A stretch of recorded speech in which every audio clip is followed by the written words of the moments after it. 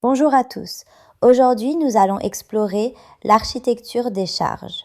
Nous allons voyager au cœur des forces chimiques, depuis la formation des molécules polaires jusqu'à la création des solutions électrolytiques que nous utilisons au quotidien. Tout commence par une union, la molécule. Dans une liaison covalente simple, deux atomes passent en pacte fondamental.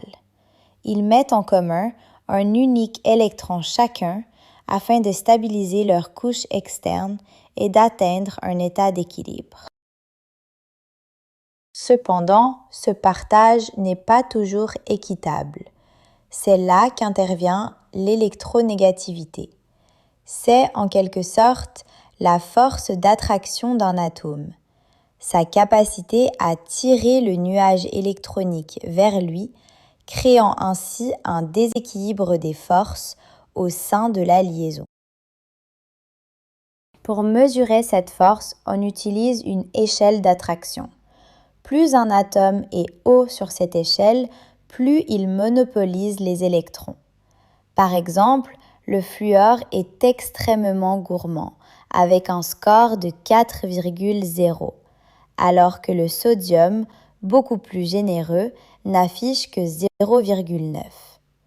Les gaz nobles, eux, restent neutres, avec une attraction nulle.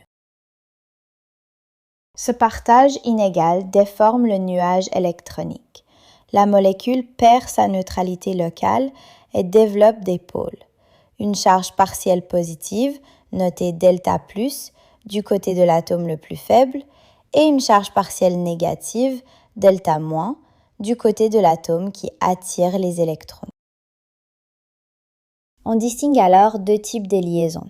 La liaison covalente pure, comme dans le dihydrogène, où les charges sont nulles car les atomes sont identiques, et la liaison polarisée, comme dans le chlorure d'hydrogène, où la différence d'électronégativité est significative, créant des charges partielles bien réelles. Passons maintenant à l'échelle macroscopique. Que se passe-t-il quand ces substances interagissent? En mélangeant un soluté, comme des cristaux de sel, dans un solvant comme l'eau, on obtient une solution aqueuse. Les molécules se séparent pour libérer des ions en solution. Une solution électrolytique repose sur trois piliers. D'abord, la présence d'ions libres mobiles.